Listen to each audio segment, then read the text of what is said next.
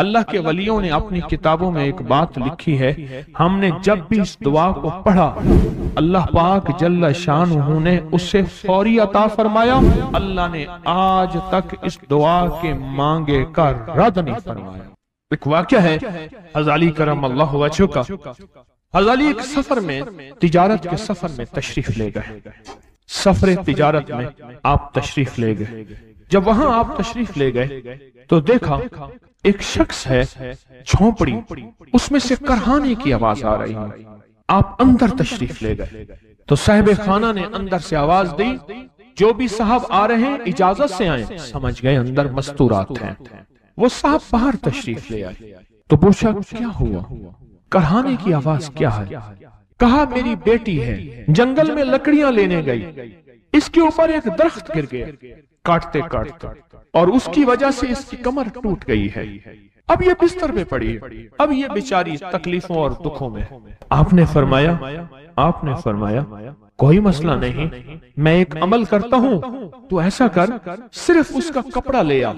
آپ نے اس کے کپڑے کو سامنے رکھا، اس کو کہا اس کو پکڑ، اور اس کی طرف یوں انگلی کی، اور یہ دعا جو اب ہم پڑھنے لگے ہیں، بس یہ دعا پڑھی، اور صرف چند بار ہی پڑھتی اندر آوازیں خاموش ہو گئیں، چپ ہو گئی۔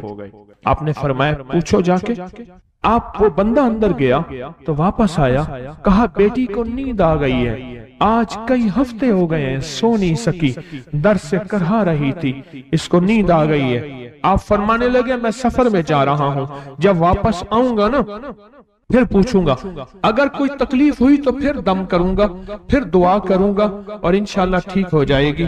آپ چلے گئے، آگے تشریف لے گئے تو آپ کے ہم سفر تھے، ان کی سواریاں تھیں، ان میں سے ایک گھوڑا تھا جس گھوڑے کو ٹھوکر لگی، چوٹ لگی، اس کے اگلے پاؤں کی ہڈی گھٹنا باہر نکل گیا، وہ ایک طرف ہو کے بیٹھ گیا، اس کا گھوڑا چل نہیں سکتا تھا۔ اس نے آ کے حضرت علی کرم اللہ درخواست کی کہ آقا اس کے لیے کچھ فرما دیں۔ فرمایا میں اس کے لیے دعا کرتا ہوں، یہ ٹھیک ہو جائے گا، اور آپ نے دعا پڑھنا شروع کر دی، اور فرمایا یہ اس کے ہاتھ پہ، اس کی ٹانگ پہ آپ نے ہاتھ پھیر دیا، جو معذور تھی، ٹوٹی ہوئی، نکلیا ہوا گھٹنا تھا، فرمایا ٹھیک ہو گیا۔ اور قافلے والوں نے دیکھا وہ گھوڑا سب سے آگے تھا، سب سے سبک رفتار تھا، اور سب سے لاجواب تھا۔ آگے ایک جگہ تشریف لے گئے تو قافلے کو پیاس لگی، پانی کی ضرورت تھی، کنواں دیکھا تو کنواں خشک تھا۔ آپ نے فرمایا کوئی بات نہیں، یہ دعا پڑھی، اور دعا کو پڑھ کے اپنا لعاب کنویں میں ڈال دیا۔ فرمایا کنویں میں پانی کا ایک جوش اٹھا، اور پانی اٹھا اور منڈیر سے باہر نکلا، لوگ پینے لگے تو آپ نے روک دیا، فرمایا مت پیو، کنویں کا جو کھڑا کالا پانی ہے وہ نکل جائے، اور پھر شفاف پانی جب نکلا فرمایا یہ پانی پیو، مشکیزیں بھرو، سواریوں کو پلاؤ۔ قافلہ چلتا رہا، آگے تشریف لے گئے، آگے دیکھا تو کھانا ختم ہو گیا، اتنا کھانا تھا کہ اب کھا لیں، آئندہ کیسے کھائیں گے؟ تو آپ نے فرمایا جو کھانا ہے لے آؤ۔ آپ نے کھانے کو رکھا، اوپر کپڑا ڈال دیا، اور یہ دعا پڑھنی شروع کر دی جو ابھی ہم بیٹھ کے پڑھیں گے، خوش قسمت ہیں۔ اور کپڑا ڈال کے فرمایا دعا فرمائی، یہ عمل فرمایا، یہ دعا پڑھی، اور اس کے بعد فرمایا دیکھو کھا لیا، اور فرمایا ہمارا 17 دن کا سفر تھا، اس 17 دن میں ہم نے کھایا، لوگوں کو کھلایا، جہاں لوگ آتے تھے ان کو بٹھاتے تھے، دسترخوان ہمارا تھا چند افراد کا، پھر سینکڑوں لوگوں نے کھایا۔ 17 دن کے سفر میں تھوڑی سی کمی بھی نہ ہوئی، جب گھر لوٹے تو وہی کا وہی ہمارا خزانہ، کھانا، وہی سارا توشہ موجود تھا۔ آگے تشریف لے گئے تو ایک تجارت میں ایک دیکھا تو ایک بندہ ہے ٹھیکریوں پہ ٹھیکریاں مار رہا ہے، آپ اس کی طرف تشریف لے گئے، آپ نے اس کو جا کے دیکھا، لگتا ہے کہ تو پرانا جواری ہے۔ اس نے کہا جوا کھیلتا تھا، سب کچھ ہار بیٹھا ہوں، ہر چیز زندگی ختم ہو گئی ہے۔ آپ نے فرمایا اچھا ایسا کر، ऐसा कर, तौबा की नियत कर ले, अल्लाह से तौबा कर ले, और फिर मैं तेरे लिए दुआ भी करता हूँ, अमल भी करता हूँ। तो ऐसा कर, पत्थर पे पत्थर मार, तेरा हर पत्थर सोने का बनता जाएगा। आप बैठ गए, उसने वैसे ही पत्थर पे पत्थर मारा, और जैसे बेचारा बेबसी की हालत में पहले मार रहा था, आपने दुआ करनी शुरू कर दी, ये दुआ पढ़नी शुरू कर दी, और दुआ पढ़ते पढ़ते देखा तो लोगों ने पत्थरों की शक्लें बदलना शुरू हो गई, और जो पत्थर भी उसके हाथ में आया था वो सारे पत्थर सोने के बन गए। आपने सारा सोना उसको दिया, चल पड़े। सफर में आगे जाते जाते देखा कि एक शख्स है, उसके साथ एक बच्चा है, एक बूढ़ी औरत है, एक बूढ़ा गधा है, और वो सारे पैदल चल रहे हैं, गधे को सवारी को साथ लिए हुए। तो आपने पूछा क्या हुआ? उन्होंने कहा एक सांप है जो इस गधे के पे मुसल्लत है, वो सामने बैठा है, वो नीचे नहीं उतर रहा। हमने मारने की कोशिश की है, उसकी फुंकार से असा जल जाता है, और जला हुआ असा दिखाया, डंडा जला हुआ दिखाया कि एक फुंकार से डंडा जल जाता है, वो मुसल्लत है गधे पे। हम पैदल चल रहे हैं, मंजिल पे है, सांप मुसल्लत है, इसका कोई हल नहीं। आपने फरमाया इस गधे को इस झाड़ी से, इस दरख्त से बांध दो, और बांध के आप किबला रुख हुए और ये दुआ पढ़नी शुरू कर दी, और फरमाया फिर दूसरे रुख हुए और ये दुआ पढ़नी शुरू कर दी, और तीसरे रुख हुए, और दुआ पढ़ने के बाद आपने उस सांप पे फूंक मारा, सांप चोटी बन के छलांग लगाई और गायब हो गया। तो उन्होंने पूछा आका ये क्या था? फरमाया ये तुम्हारे ऊपर एक दुश्मन जिन मुसल्लत था जो के तुम्हारी जानों और इज्जतों का लुटेरा था। आखिरकार आपके गुलाम ने आपसे पूछा आका अगर आप ये दुआ हमें सिखा दें, चश्मे फैज से गरेक इशारा हो जाए, चश्मे फैज से गरेक इशारा हो जाए, लुत्फ हो आपका और काम हमारा हो जाए। आए बिस्मिल्लाह करके इस दुआ को पहले सुनते हैं। या वहाब हबली मिन नेमत दुनिया वल आखिरा इन्नका अंतल वहाब। अल्लाह के वलियों ने अपनी किताबों में एक बात लिखी है, हमने जब भी इस दुआ को पढ़ा अल्लाह पाक जल्ल शानुहु ने उससे फौरी अता फरमाया, वरना उसके निस्बत अता फरमाई, और वरना चंद लम्हों में अता फरमाया, वरना चंद दिनों में। अल्लाह ने आज तक इस दुआ के मांगे का रद्द नहीं फरमाया। रेस की वुसअत के लिए जो मैं बताता हूं कि बंदा है 129 दिन और 129 दफा सूरत कौसर पढ़ और फिर आंखों से रब की ताकत के जलवे देख। 129 दिन और 129 बार। आप बताएं जो ये पढ़ते हैं 129 बार सूरत कौसर, कितना वक्त लगता है? सही बताएं, अगर नहीं पढ़ते ना बताना। 10 मिनट की आवाज भी है, 7-8 मिनट की आवाज भी है, 15 मिनट की आवाज भी है। हम 15 मिनट ले लेते हैं, 15 मिनट ले लेते। क्या रोजाना के 15 मिनट हमारे लिए मुश्किल है? 129 बार सूरत कौसर, और अगर जगह और वक्त एक हो तो फिर उसकी ताकत और तासीर हैरत अंगेज तौर पे दुगनी हो जाती है। जमान और मकान, वही वक्त वही जगह। मजबूरन अगर नहीं है तो कोई हर्ज नहीं, पर यकीन, दिल की गहराइयां, अंदर का दर्द और पूरे खुशू खुजू, ध्यान, तलब, तड़प और जज्बे के साथ पढ़ 129 बार। असल में ये 129 का जो अदद है ना, लफ्ज़ लतीफ का अदद है, या लतीफ हो ना, लतीफ। 129 बार और 129 दिन। फिर कुदरत के खजाने और रब की रहमत के खजाने, उसकी अता और शफकत के खजाने, उसकी मेहरबानी के खजाने। एक और चीज बताऊं, दीदार मुस्तफा के लिए, कमली वाले के दीदार के लिए सूरत कौसर बहुत बाकमाल है। अब इसके फायदे सुनते जाएं, 129 दफा के फायदे जरा सुनते जाएं, क्योंकि मेरे आका की तसल्लियों के लिए, दिलजोइयों के लिए ये आयत, ये सूरत उतरी थी। कुरान की सबसे छोटी सूरत है। दिलजोइयों के लिए ताने दे दे के जालिमों ने मेरे आका के सीने को छलनी किया, और अल्लाह पाक जल्ल शानहू ने फरमाया मेरे हबीब क्यों गमज़दा है, हमने आपको कौसर दे दी। और मेरे हबीब ये जो ताने देने वाले हैं, आप पे जादू करने वाले हैं, आप पे नजर बद के हमले करने वाले हैं और आपके साथ हसद करने वाले हैं, ये इन नशान आका अबतर, ये तो ऐसे अबतर होंगे, इनकी जिंदगी अबतर होगी, अबतर से अबतर और अबतर होगी। کہ بس زمانہ دیکھے گا وہ شماتت الاعداء، اور ان کے دشمن ان پہ ہنسیں گے، ایسے ابتر ہوں گے۔ 129 بار سورۃ کوثر دیدار مصطفیٰ کے لیے، 129 بار سورۃ کوثر جادو کے آخری توڑ کے لیے، 129 بار سورۃ کوثر جادو کو خود پلٹانے کے لیے، پلٹ جاتا ہے۔ 129 بار سورۃ کوثر آفات اور بلیات کو دور کرنے کے لیے، 129 بار سورۃ کوثر انزائٹی، ٹینشن، ڈپریشن اور اسٹریس کے لیے، اور 129 بار سورۃ کوثر پرسکون نیند کے لیے، 129 بار سورۃ کوثر پرسکون زندگی کے لیے، اور 129 بار سورۃ کوثر پھر دنیا حسنہ کے لیے۔ وہ طاقتور چیز ہے جو 7 نسلوں کو کھلاتی بھی ہے، پلاتی بھی ہے، سکون کی نیند سلاتی بھی ہے، اچھا لباس پہناتی بھی ہے، عزتوں کے تاج سر پہ رکھواتی بھی ہے۔ نوری لقمہ اپنی زندگی کی ضرورت بنا لیں، پھر کیا ہوگا؟ سورۃ فاتحہ کی آیات 7 ہیں۔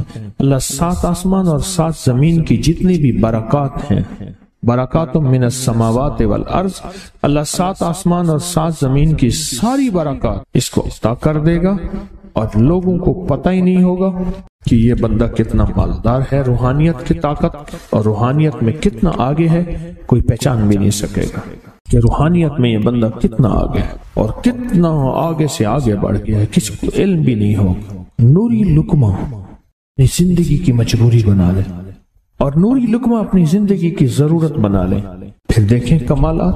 کیوں؟ فرمائے جو سارے قرآن میں ہے، جو سارے قرآن میں ہے، جو سارے قرآن میں ہے، آنکھیں کھل جائیں۔ یہ سورۃ فاتحہ نماز کھانے کے دوران پڑھنے والا یہ اہل نظر میں ہے، اس کی نظر وسیع ہو جاتی ہے، یہ اہل کشف ہوتے ہیں، ان کی دل کی آنکھیں کھل جاتی ہیں، یہ فرشتوں کو دیکھتے ہیں، یہ انسانوں کے دلوں میں جھانک لیتے ہیں، یہ کائنات کے راز پڑھ لیتے ہیں، کائنات کے راز پڑھ لیتے ہیں۔ کہ اللہ پاک ان کے سامنے جنات آنکھوں سے دکھاتا ہے، حتیٰ کہ یہاں تک کہ اللہ قبر کے راز بھی ان کے اوپر کھول دیتے ہیں۔ نوری لقمے کا اثر یہ ہے، دل کی آنکھیں کھل جاتی ہیں، دل کی آنکھیں کھل جاتی ہیں، دل کی آنکھیں کھل جاتی ہیں۔ یہ نور لقمے کی تاثیر ہے۔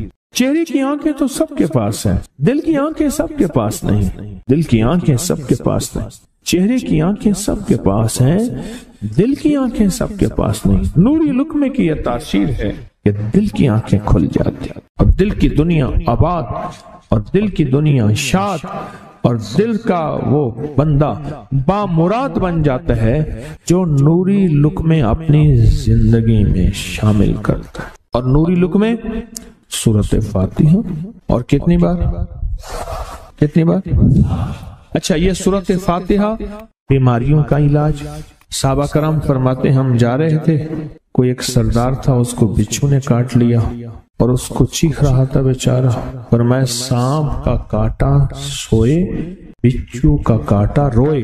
میرے پاس ایک سانپ کا کاٹا آیا تھا، غنودگی میں تھا، وہ بہت غنودگی میں سے سوتا تھا، اور میں نے کہا اس کو سونے نہ دے، خیال نہ کیا انہوں نے، ادھر سے ہٹا تو بندہ ختم ہو گیا، سانپ کا کاٹا۔ ہمارے ایک والد صاحب رحمۃ اللہ علیہ کے تھے، ملک عبد الرحمن ڈوڈی، وہ لائے تھے، تو کہنے لگے اس بچھو کے کاٹے کا علاج، صحابہ کرام نے 7 بار سورۃ فاتحہ پڑھ کے اس پہ دم کر، اور وہ ٹھیک ہو گیا۔ اور میں جب سورۃ فاتحہ عرشوں سے زمین پہ آئی، نازل ہوئی، ایک گونج اٹھی، ایک آواز آئی، اور میں اللہ سے آج وہ چیز زمانے پہ زمین پہ نازل کی ہے جو اس سے پہلے کبھی آئی نہیں تھی، اور جو اس کے بعد کبھی آئے گی نہیں، اس سے پہلے کبھی آئی نہیں تھی، اس کے بعد کبھی آئے گی۔ اور جب سورۃ فاتحہ نازل ہوئی، شیطان رویا، پیٹا، اپنا سر پہ راکھ ڈالی، اور اتنا شور کیا کہ کاش کہ یہ سورۃ فاتحہ آئی ہے، اور اگر آئی ہے تو واپس چلی جائے، اگر واپس نہیں گئی تو کسی کی زبان پہ نہ جائے، یعنی کوئی اس کو پڑھ نہ سکے، اگر پڑھے تو اس کا یقین نہ ملے۔ یقین سے پڑھنے والے کی دنیا بھی، آخرت بھی، رزق بھی، عزت بھی، صحت بھی، تونگری بھی، بادشاہت بھی، خوشیاں خوشحالیاں بھی یقین سے پڑھنے والے کو ملتی ہیں۔ اور اس لیے آج بھی شیطان سورۃ فاتحہ سے لرزتا ہے کہ سورۃ فاتحہ پڑھنے سے جنات اور شیاطین ایسے دور ہوتے ہیں، ایسے کہ میلوں دور چلے جاتے ہیں، اور اس بندے سے خوف زدہ ہوتے ہیں جو سورۃ فاتحہ پڑھتا ہے۔ کھانے کے دوران اس کی حکمت کیا ہے؟ انسان کھانے کے دوران مشغول ہوتا ہے، کھانے کی لذتوں میں کھویا ہوا ہوتا ہے، اور اگر بھوک بہت زیادہ ہو بھوک بہت زیادہ ہو تو پھر تو ہوش نہیں ہوتا، پھر ہوش ہی نہیں ہوتا اگر بھوک بہت زیادہ ہو۔ اب اسی دوران جس طرح سنیں غور سے، بڑی میں عجیب بات بتا رہا ہوں۔ حضرت امام جعفر صادق سلام اللہ رضوان اللہ تعالی علیہ مجمعین اللہ کے ولی تھے، ولایت کے تاجدار تھے، سرداروں کے سردار تھے، اولیاء کے سردار تھے۔ میں بازار میں جاتے تھے، جا کے پھر واپس آ جاتے تھے، پھر جاتے کچھ نہیں خریدتے تھے۔ کسی نے پوچھا اب کیوں جاتے ہیں؟ فرمایا 2 وعدے لینے، کیا میں جا کے بازار میں ہر بندے کو سلام کرتا ہوں، وہ سلام کا جواب دیتے ہیں، اور کیا پتا کسی کے سلام کا جواب ایسا ہو جو اللہ کے ہاں مقبول بھی ہو، محبوب بھی ہو۔ اور پھر فرمایا بازار میں جاتا ہوں اور جا کے بازار میں جاتا ہوں اور جا کے بازار کی دعا پڑھتا ہوں۔ فرمایا جو چوتھا کلمہ گھر میں پڑھے گا اس کو 10 نیکیاں ملیں گی، اور جو بازار میں پڑھے گا کتنی نیکیاں ملیں گی؟ 10 لاکھ نیکیاں ملیں گی۔ فرمایا میں 10 لاکھ نیکیاں کمانے کے لیے جاتا ہوں۔ آل رسول کی محبتیں، عبادتوں کا حرص دیکھیں، ہمیں مال کا حرص، انہیں اعمال کا حرص۔ وہی دعا، وہی چوتھا کلمہ گھر میں پڑھیں 10 نیکی ہیں، بازار میں پڑھیں کیونکہ وہ ہر بندہ مشغول ہے، دنیا میں، مال میں، چیزوں میں، بھاؤ تاؤ میں لگا ہوا ہے، وہی بازار میں پڑھیں تو 10 لاکھ نیکیاں۔ اسی طرح کھانے کے دوران جب لذت ہے، کھانے کے دوران ذائقہ ہے، اور کھانے کے دوران لذت اور ذائقے میں اگر کوئی بندہ سورۃ فاتحہ پڑھ لے تو اللہ کہتا ہے تو ان لذتوں میں مجھے نہ بھولا، ان کھانے کی چیزوں میں مجھے نہ بھولا، ان ساری کیفیتوں میں مجھے نہ بھولا۔ اللہ خوش ہوتا ہے، اور پھر اللہ جل شانہ اسے 7 آسمان اور 7 زمین کی برکتیں حوالے کر دیتا ہے، اور جس کے پاس 7 آسمان 7 زمین کی برکتیں ہوں، یہ ساری عبادتیں کھانے کے دوران کوئی معنی نہیں رکھتی، پھر ایسی سمیٹ کے اللہ کائنات کو اسے دے دیتا ہے۔ نوری لقمے کی تلاش کریں، نوری لقمہ زندگی میں لے آئیں، بڑی خوشحال زندگی گزرے گی، بہت لاجواب زندگی گزرے گی۔ 7 دفعہ سورۃ فاتحہ سے قرضے اتر جاتے ہیں، 7 دفعہ سورۃ فاتحہ سے بیٹے مل جاتے ہیں، 7 دفعہ سورۃ فاتحہ سے نعمتیں، اور 7 دفعہ سورۃ فاتحہ وہ طاقتور چیز ہے جو 7 نسلوں کو کھلاتی بھی ہے، پلاتی بھی ہے، سکون کی نیند سلاتی بھی ہے، اچھا لباس پہناتی بھی ہے، عزتوں کے تاج سر پہ رکھواتی بھی ہے۔ کہیں انشاءاللہ۔ اب سوچیں کون سا مشکل عمل، بہت زبردست عمل ہے، 1 منٹ کا کام ہے اور کام بن جاتا ہے۔ اور میں نے اس کی اجازت جتنی مشکل سے لی تھی نا، اس عمل کی بہت مشکل سے اجازت، اور جس دن لی تھی اسی دن فیصلہ کیا تھا انشاءاللہ اسے چھپاؤں گا نہیں، انسانیت مخلوق کو بتاؤں گا۔ اور یہ 7 دفعہ سورۃ فاتحہ جو دل کا مریض ہو مجھ جیسا اس کا بھی علاج ہے، جسمانی ہو یا روحانی۔ میں نے پچھلی دفعہ کہا نا کہ میں دل کا سخت مریض ہوں اور آج بھی ہوں، دعا کرو موت تک نہ رہوں، اور میں دل کا سخت روحانی مریض ہوں، جسمانی نہیں ہوں۔ میری پچھلی دفعہ کی وجہ سے پوری دنیا میں کوہرام مچا ہوا ہے کہ بابا گیا، جانا تو ہے، جانا تو لازم ہے۔ پچھلی دفعہ میں نے وہ کہہ دیا کہ میں دل کا سخت مریض ہوں، میرے لیے دعا کرو، وہ یہ مریض ہوں، روحانی مریض ہوں، روحانی مریض ہوں۔ تو یہ بیماری جو دل کی بیماری ہے نا، اس کا بھی علاج ہے۔ روحانی ہے یا جسمانی؟ جیسے میں دل کی روحانی بیماریوں کے بارے میں نے آپ کو کہا، میں سخت مریض ہوں دل کا، اللہ کرے اس کا مرض کا علاج ہو جائے، تو کھانا کھاتے ہوئے میرے دل کے لیے بھی آپ دعا کریں گے کہ اللہ بھی میرے دل کو ٹھیک کر دے، اللہ بھی ٹھیک کر دے۔ آپ مجھے بزرگ سمجھتے رہے ہیں اور اندر سے کام کھوکھلا ہو۔ یہ دل کی روحانی بیماریوں کا بھی علاج ہے، اور یہ جسم کی اور دل کی جسمانی بیماریوں کا بھی علاج ہے۔ یہ صحت مندی کا راز ہے۔ سورۃ فاتحہ ہے بابا، سورۃ فاتحہ، سورۃ فاتحہ۔ جو بندہ سورۃ فاتحہ پڑھتا ہے ایک بار، اللہ جل شانہ ان 7 آیات کی تاثیر اور طاقت اسے عطا فرماتے ہیں، اور 7 سمندروں میں جو غذا، رزق، طاقت اور قوت اللہ نے رکھی ہے، اس کا حصہ اس بندے کو دیتے ہیں جو صرف ایک بار سورۃ فاتحہ پڑھتا ہے۔ یہ جو وظیفے ہیں کسی درویش کی، یا کوئی درویش نے جس کو اجازت ہے اس کی اجازت صحیح ہو، ہر بندہ اجازت دینا نہ شروع کر دے۔ اجازت کے پیچھے نسبتیں چاہیے، ان نسبتوں کی طاقت چاہیے۔ وہ جو اجازت ملتی ہے، اس اجازت کے اندر جو تاثیر ہوتی ہے، اس میں جو کمال ہوتا ہے، اس میں جو اندر کی کیفیتیں ہوتی ہیں، اس اجازت سے نسلوں میں تونگری، دولت، رزق، عزت، صحت ایسے بارش کی طرح برستی ہے۔ میرے جو مرشد تھے حضرت خواجہ سید محمد عبداللہ حجویری رحمت اللہ علیہ، میرے مرشد جو تھے وہ حضرت داتا صاحب کی سچی آل میں سے تھے۔ مجھے جاتے جاتے انہوں نے اجازت دی 1991 ستمبر میں، اور مدینہ منورہ فرمایا میں جا رہا ہوں، بس اب بقی میں، اور بقی کے اندر جا کے سو گئے۔ اب بھی میں مرشد کے ہاں جاتا ہوں تو جنت البقیع کے قبرستان میں ان کی نسبتیں دیکھیں کتنی اونچی ہیں۔ پھر وہ نہیں، 26 بڑی ہستیوں نے مجھے خلافتیں، اجازتیں دیں، 26 سے بلکہ زیادہ اجازتیں اور خلافتیں دیں، اور ان کی توجہات ہیں، ان کی پیچھے دعائیں ہیں، اور پیچھے